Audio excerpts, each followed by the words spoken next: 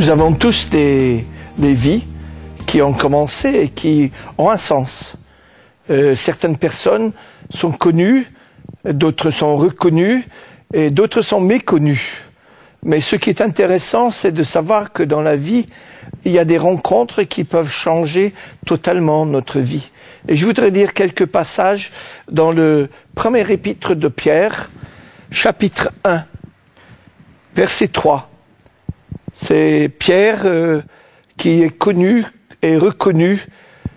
Il dit ceci: « Béni soit le Dieu et Père de notre Seigneur Jésus-Christ qui, selon sa grande miséricorde, nous a régénérés par la résurrection de Jésus-Christ d'entre les morts, pour une espérance vivante, pour un héritage qui ne se peut ni se corrompre, ni se souiller, ni se flétrir, et qui vous est réservé dans les cieux, à vous qui étiez gardés en la puissance de Dieu par la foi, pour le salut, prêt à être révélé dans les temps à venir. » Nous sommes en train de lire les paroles écrites par un homme qui s'appelle Pierre. Cet homme n'était pas né dans sa famille en ayant le nom de Pierre. Son nom donné par ses parents, c'était Simon, fils de Jonas. Et Jésus parle souvent de Simon, fils de Jonas, même à la fin du temps que Jésus était présent avec ses disciples, entre la croix et l'ascension. Jésus parle avec Pierre et il l'appelle pas Pierre, il l'appelle Simon, fils de Jonas. Il a un frère. Il a un frère qui l'amène, son frère qui s'appelle André, qui l'amène un jour parce qu'il dit « Viens, parce que nous avons trouvé Pierre, nous avons trouvé le Messie. Viens voir, c'est celui qu'on attend. » Et il amena à Jésus, et Jésus l'ayant vu, lui dit, et ça c'est dans Jean, chapitre 1, verset 42, Jésus lui dit « Tu es Simon, fils de Jonas, tu seras appelé Céphas, c'est-à-dire Pierre. » Donc la vie de cet homme est là, il rencontre Jésus et Jésus change son nom. Jésus donne une autre dimension à sa vie.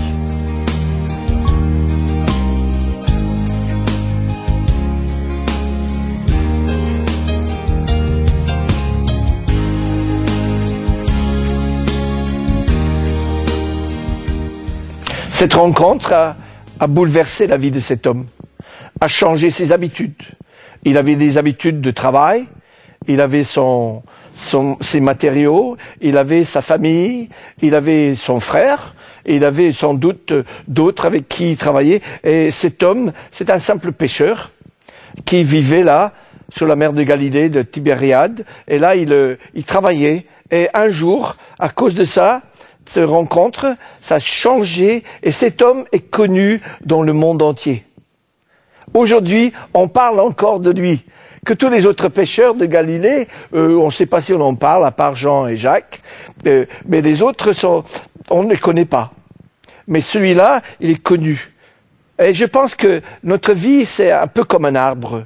Si je peux faire un parallèle entre notre vie et un arbre. Notre vie semble d'avoir des racines. Et on parle d'arbres généalogiques. C'est les racines. Nous sommes le produit de nos racines. Si nos parents n'avaient pas vécu, nous n'y serons pas. Mais ça, c'est les racines de là où on est venu. Et après les racines vient le tronc. Et le tronc de l'arbre, c'est la deuxième partie, ça prend des dimensions, ça donne l'envergure de l'arbre, ça donne la dimension de ma vie, de votre vie. Et cet arbre peut pousser. Et ce qui se passe, c'est que c'est intéressant, l'arbre grandit, et il grandit de l'intérieur, mais à l'extérieur, il y a l'écorce. Et si on enlève l'écorce de l'arbre, qu'est-ce qui se passe? Certains pourraient me dire, je sais ce qu'on fait. Si on tourne autour de l'arbre et on enlève l'écorce sur quelques centimètres tout autour de l'arbre, vous savez ce qui va se passer? Cet arbre va mourir. Et c'est des choses externes à notre vie qui peuvent être là, qui peuvent être fatales, parce que c'est là où on est le plus vulnérable. C'est les choses externes, c'est les blessures, c'est les coups que nous pouvons avoir. Un arbre peut être touché dans l'écorce et ne pas grandir. L'arbre va grandir en ayant l'écorce qui est là, qui permet l'extension, qui permet la croissance. Et le tronc est très important. Et le tronc va grandir et avoir les branches qui vont venir, qui vont s'élargir. Et c'est les branches qui vont porter le fruit, qui vont porter le fruit de nos vies. Et les choses mais la solidité du tronc est indispensable. Et souvent c'est là, dans le fond de notre âme, où nous sommes touchés. Et si on peut nous détruire dans l'âme, on peut détruire tout le fruit de notre vie, par le physique et aussi émotionnel, psychologique et spirituel. Si on peut détruire l'âme, c'est pour ça qu'on doit protéger son âme et avoir la protection de Dieu sur nous.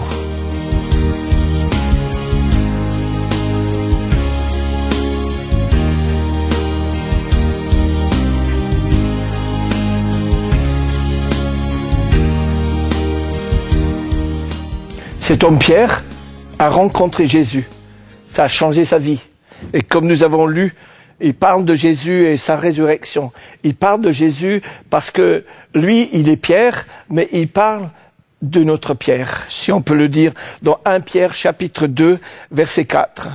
Il dit ceci: « Approchez-vous de lui, pierre vivante, rejetée par les hommes, mais choisie et précieuse devant Dieu.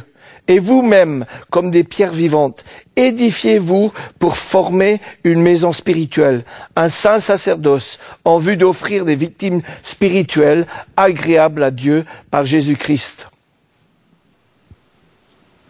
Chez Jésus est la pierre dont parle Pierre. Il a pris la place dans sa vie, il est la pierre. Ailleurs, c'est parlé de lui en Éphésiens que Jésus est la pierre de l'angle. Il est la clé de voûte qui tient tout ensemble. Il est l'essentiel. Tout est bâti sur cette personne de Jésus. Pas sur la personne de Pierre lui-même, mais sur la personne de cette pierre que Jésus-Christ, celui qui est l'essentiel. C'est intéressant que tout l'arbre qu'était cet homme a eu ses racines humaines, ses racines humaines, mais ses racines spirituelles dans la relation avec Jésus. Il a grandi dans le tronc. Et on peut voir ça dans les évangiles, les erreurs que fait Pierre, les bêtises qu'il a fait. C'est écrit pour toujours ces choses. Mais on ne peut qu'admirer la manière dont cet homme est prêt à payer le prix. Il est prêt à donner des choses pour que la pierre vivante, Jésus, soit honoré et que son nom soit apporté devant les nations. On peut parler de cet homme qui a une compréhension de l'histoire. Cet homme qui sait qu'il y a une destinée pour l'humanité dans l'autre homme qu'il a rencontré. Celui qui lui a changé le nom. Ce Jésus qui a changé le nom de cet homme et qui lui a donné un sens à sa vie. Un sens à sa vie qui n'était pas le désir d'être connu et reconnu dans le monde entier. Pierre n'avait jamais voulu ça. Pierre a juste voulu suivre Jésus jusqu'au bout. Et ça, il a fait, et il a donné la preuve dans sa vie et dans sa mort. Il a donné la preuve par le fait qu'il a persévéré jusqu'à la fin dans tout ce qu'il avait fait, dans tout ce qu'il était. C'est intéressant de voir que cet homme qui s'appelait Pierre par Jésus a reconnu en Jésus cette pierre d'achoppement, ce pierre vivante que les hommes ont rejetée.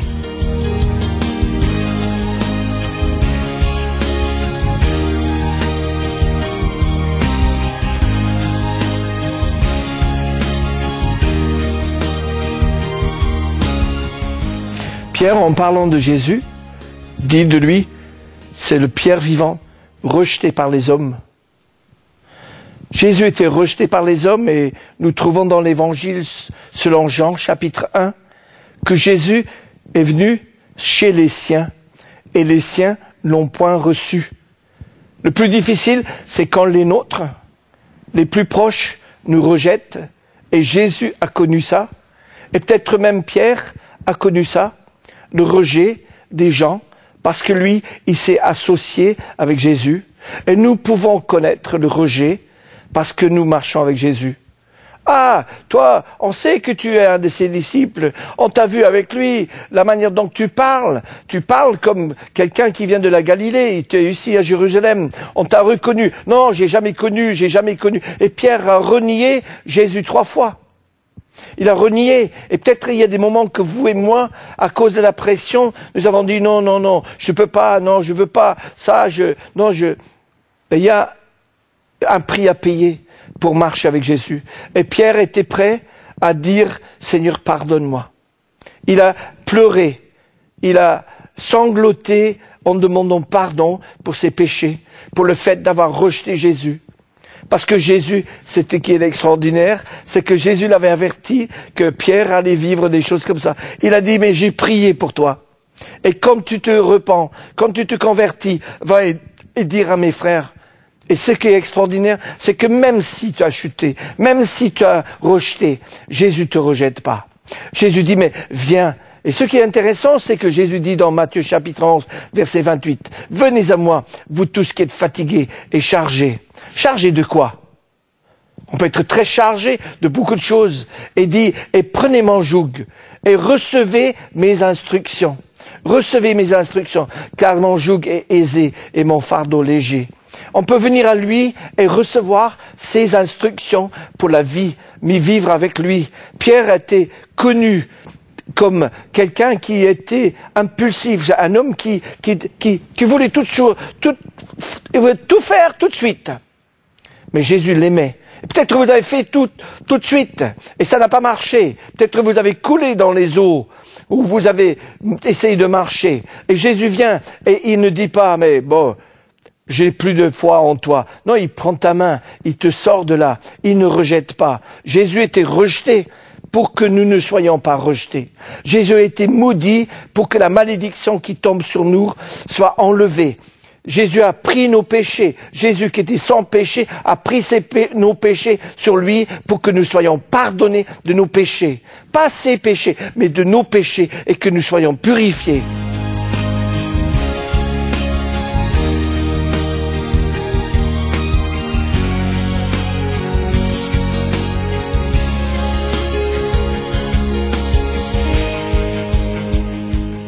Il y a des aspects, des choses que nous vivons dans la vie qui peuvent nous marquer. Et je pense, une des choses les plus profondes qui peuvent nous marquer, c'est le rejet. Et Jésus, comme je viens de dire, a vécu ça. Il est venu chez les siens, et les siens l'ont point reçu. L'ont rejeté. Et Pierre, en parlant, dans 1 Pierre 2, dit « rejeté par les hommes ». Si tu es le Fils de Dieu, descends de la croix. Rejeté. Il y a des expériences qui laissent des traces en nous. Et nous pouvons le voir dans la parole de Dieu. Je voudrais prendre un exemple dans Genèse chapitre 16, l'exemple d'Agar. Agar qui était rejetée, qui était demandée par Sarai à l'époque, qui demande à Abraham d'aller vers sa servante Agar pour qu'il y ait un successeur pour la famille. Et après cela, alors chapitre 16, verset 6, Abraham, ta servante est entre tes mains, agis à son égard comme tu la trouveras bon. Mais Sarah la maltraita et Agar prit la fuite loin d'elle. Agar qui n'avait pas choisi cette place. Elle a obéi à son maître et à sa maîtresse. Elle se trouvait avec un enfant qu'elle n'a pas voulu, elle n'a pas cherché ça. Elle était rejetée. Elle était rejetée. Et comment est-ce que vous et moi, comment est-ce que nous vivons le rejet? Est-ce que nous pouvons savoir que nous avons un Seigneur qui lui-même a été rejeté? C'est pour ça que Pierre pouvait accepter d'être rejeté. Combien de fois, dans le livre des Actes, nous trouvons Pierre en prison. Il est rejeté par son propre peuple parce qu'il a accepté leur Messie, le Messie, celui qui devait venir, celui que tout le monde attendait, et certains attendent encore. Mais le Messie est venu, et parce que Pierre l'avait rencontré, parce que Pierre a eu un nouveau nom, parce que Pierre s'est identifié avec lui, il était rejeté par son peuple, était rejeté par les siens en voulant suivre Jésus. La situation peut arriver à avoir des influences sur nous et peuvent nous blesser. Si vous regardez dans le chapitre 21, verset 8 de la Genèse, vous trouverez qu'Agar est là et regarde à sa maîtresse avec mépris. Le rejet a amené Agar à avoir du mépris vis-à-vis de sa maîtresse. Et nous devons être très attentifs à ce que le rejet produit en nous, parce que ça peut produire péché en nous. Nous ne sommes pas responsables forcément du rejet, mais nous sommes responsables de l'influence et les conséquences du rejet. Et Agar était responsable du mépris qu'elle avait vis-à-vis de Sarah.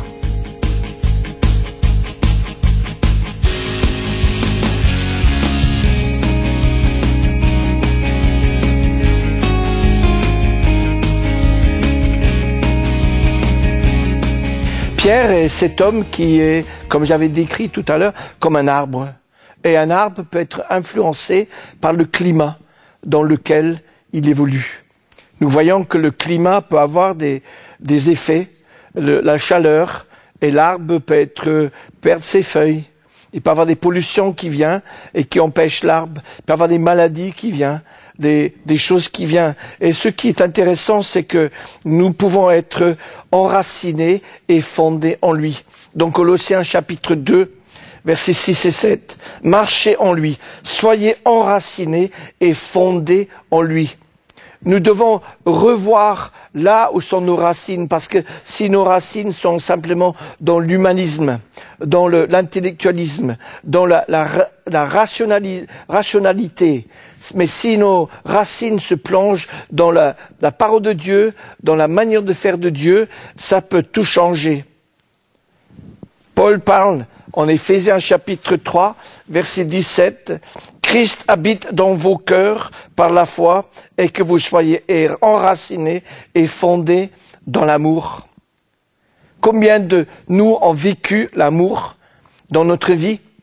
Combien ont eu la possibilité de savoir qu'ils étaient aimés? Mais combien parmi nous n'ont pas vécu ça? Ont vécu sans savoir ce que c'était vraiment, véritablement l'amour? Et cet arbre-là peut porter du fruit.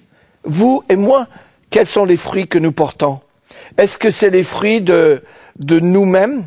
Et la Bible appelle ça dans Galates chapitre 5, les œuvres de la chair. Est-ce que nous produisons les œuvres de la chair? Les œuvres, c'est les actes. Mais le fruit, je ne sais pas pour vous, mais j'ai jamais entendu un arbre qui gémissait, qui faisait du bruit en produisant du fruit. L'arbre produit le fruit, et c'est intéressant que dans la Genèse, on parle des arbres et des plantes qui produisent chacun selon leur espèce. L'espèce que je suis, l'espèce que vous êtes, va produire de fruits. Et Pierre est de cela. Pierre a été changé, cet homme violent, cet homme qui, quand on l'a accusé d'être disciple de Jésus-Christ, quand il est tourné en jurant, il a utilisé des mots que la Bible ne nous a pas donnés. Il a utilisé ce que j'appellerais des gros mots en parlant de Jésus. Et c'était un homme un homme brut, c'était un homme violent. Et il a été changé, il a été transformé. Et quand nous voyons cet homme qui est prêt à payer le prix pour suivre Jésus, prêt à aller en prison, prêt à être maltraité, prêt à être pris, et Jésus dit, quand tu seras vieux, tu seras amené et d'autres vont te diriger et te conduire. Quand on voit la portée, la manière de vivre de cet homme, c'est extraordinaire.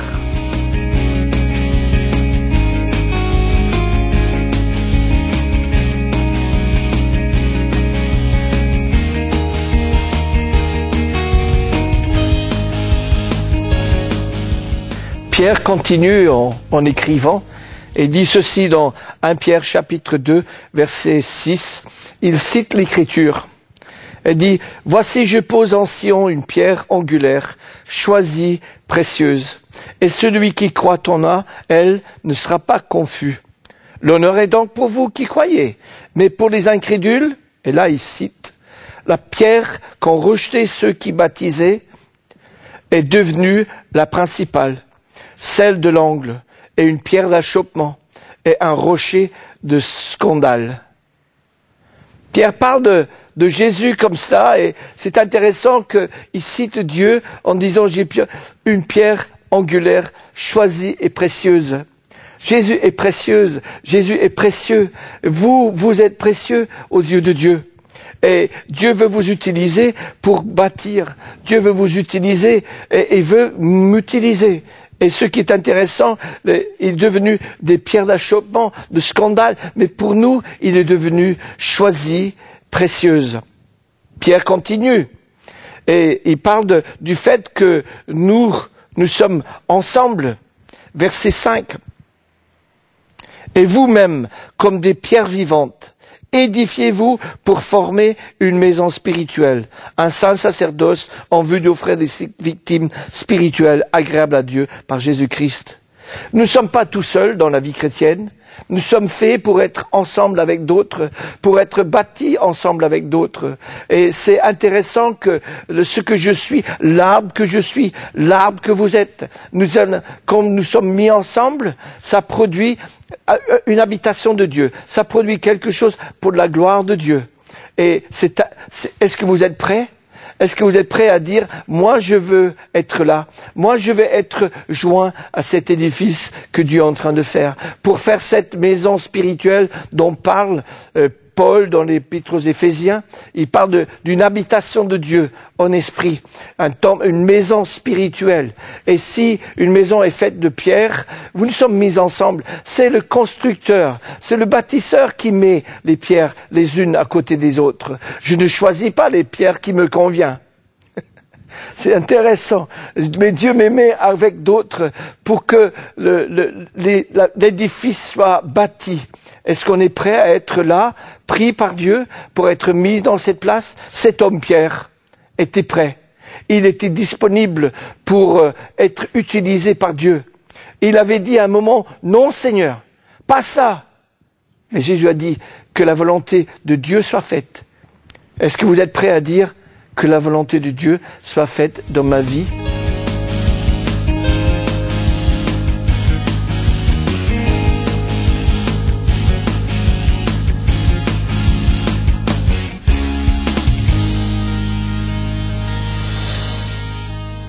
La vie de Pierre ne s'est pas arrêtée avec l'ascension. La vie de Pierre, malgré ce qu'il avait fait, était utilisée. Est-ce que nous pouvons nous rendre compte que Pierre avait renié Jésus? Et 50 jours plus tard, c'est lui qui prêche au moment de la Pentecôte. C'est lui qui avait fait des bêtises. Et même pas 2 mois plus tard, il est en train de prêcher. Et il y a 3000 âmes, 3000 personnes qui se convertissent. Je sais que vous et moi, nous pouvons chuter. Nous pouvons renier même notre Maître. Mais lui, c'est le Dieu de la réconciliation. C'est le Dieu de la restauration. C'est le Dieu de la rédemption. C'est le Dieu qui accepte notre repentance et qui nous rétablit. Et là, Pierre a fait ça. Et Dieu l'a utilisé pour sa gloire en prêchant le jour de la Pentecôte. Pierre a vécu d'autres aspects dans sa vie. Et quand nous lisons ce que dit Paul dans Galates, chapitre 2, nous voyons ceci, que Dieu ne fait pas exception de personne. Et lui, il est allé, et il a dit que l'évangile m'avait été confié pour les incirconcis, comme à Pierre pour les circoncis. Et Pierre avait l'évangile pour les circoncis, pour les juifs. Et Paul parle de Pierre et dit, mais lorsque Céphas vint à Antioche, je lui résistais en face, parce qu'il était condamnable. En effet, avant la venue de quelques personnes de chez Jacques, c'est-à-dire de Jérusalem, il mange avec les païens. Mais après leur venue, il s'esquiva et s'étend à l'écart par crainte des circoncis. Pierre n'était pas parfait. Et vous et moi, nous ne serons pas parfaits. Mais ça ne nous empêche pas que nous marchons avec Dieu. Et Pierre était prêt à être repris par Paul. Et si vous lisez dans le livre de Pierre, vous verrez que Pierre parle de Paul d'une manière très digne. Il a dit Paul qui enseigne des choses qui sont difficiles quelquefois à comprendre. Pierre avait en estime Paul, malgré les différences qu'il y avait entre eux. Et là, je vous lance le défi, comme à moi. Est-ce qu'on est prêt à remettre le compteur à zéro? Est-ce qu'on est prêt à remettre les choses? De recevoir le pardon de Dieu pour nous-mêmes, mais aussi à recevoir la grâce de Dieu pour pouvoir continuer avec lui. Vous continuerez avec lui? Je bâtirai mon église et les portes de l'enfer ne prévaudront point contre elle. C'est avec des pierres vivantes qu'il bâtit son église.